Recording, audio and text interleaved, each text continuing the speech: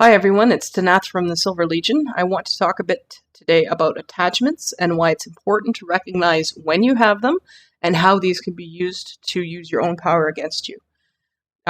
This is not the Buddhist concept of attachment. The Buddhist concept of attachment is basically being tied to physical objects or people or other worldly concerns. And the Buddhist notion is that if you want to escape samsara or the cycle of reincarnation on the planet, you have to free yourself from attachments, which has traditionally been interpreted to mean giving up secular life and becoming a hermit, or living in a monastery and take up an ascetic life. There's nothing inherently wrong with that. I have no argument against anybody who chooses to do that.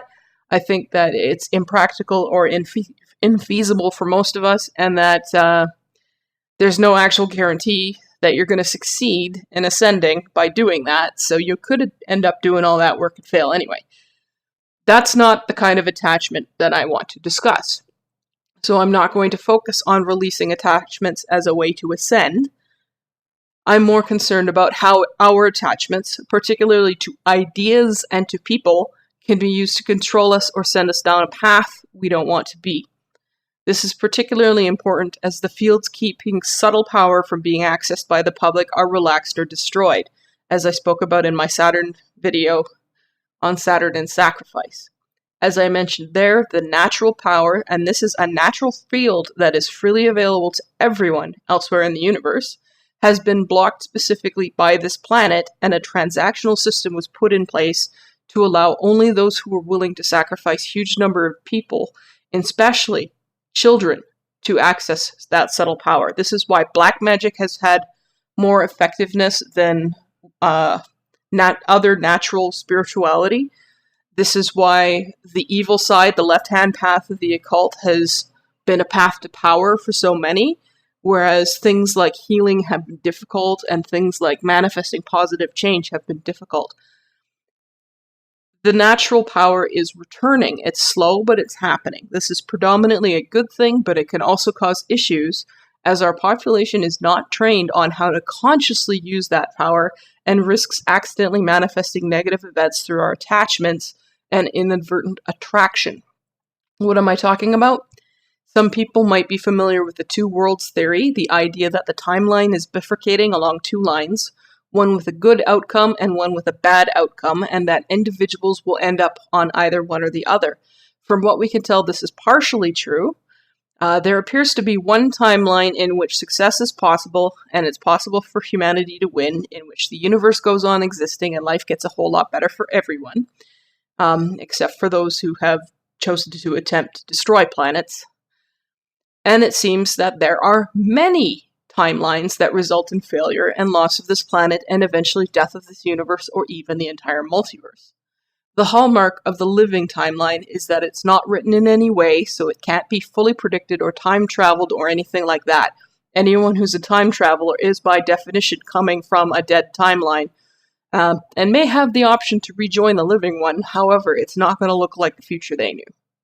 It is a complete unknown, and it can only succeed when people make real free-willed choices and take real action to create change in the moment, not as part of a scripted event.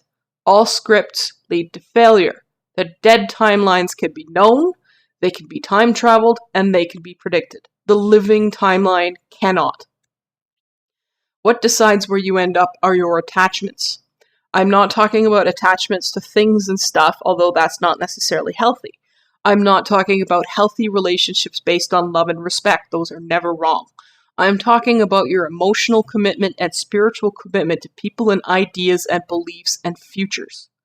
The best way to remain on the living timeline is to attach yourself to that timeline, to the idea of unconditional success and freedom, without attempting to bind what that looks like or how to get there, and refuse to attach to any particular way of getting there. I mean that you should attach to the outcome of success and not the path, because if you try to attach to a path, you risk attaching yourself to a dead timeline.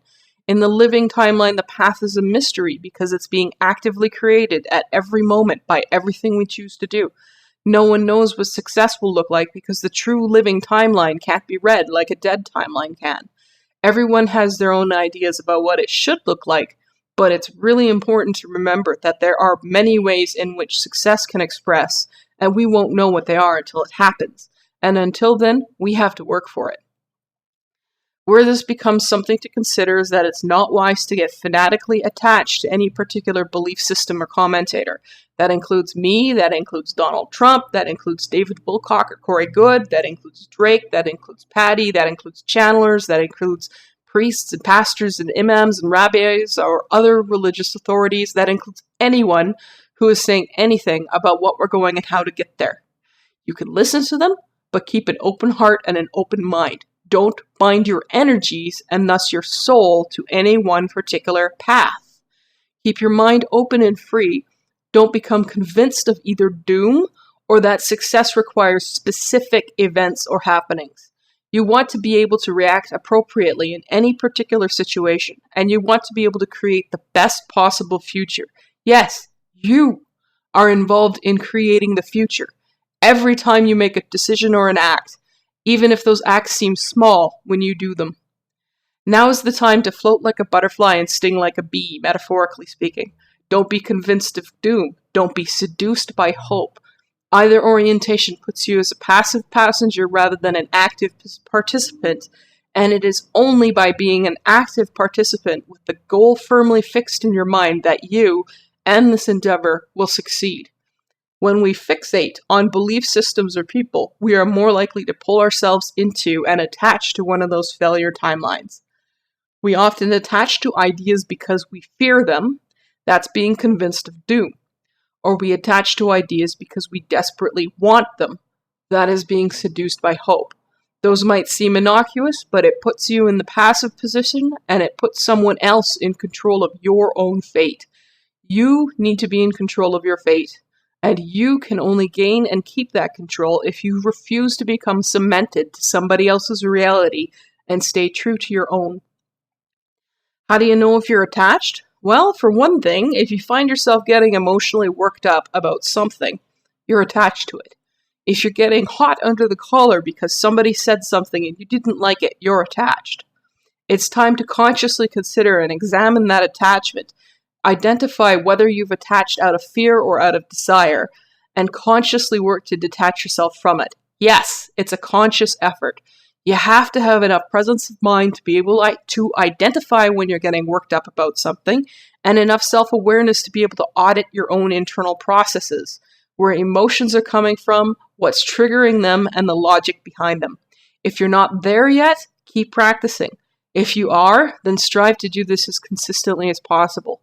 Slipping up here and there aren't going to kill you, as long as you generally maintain that open orientation and keep focusing on taking what action you can to create positive change. Of course, this means that you're going to have to refrain from getting into flame wars on the internet over your favorite outrages of the day, but most of you already know that. Outrage can only get you so far. We're at the point now where action is required, even if that action is small and personal and focused on your immediate life, like growing plants for food or building relationships with your community or raising animals. Never discount the power of small things. They can move the world.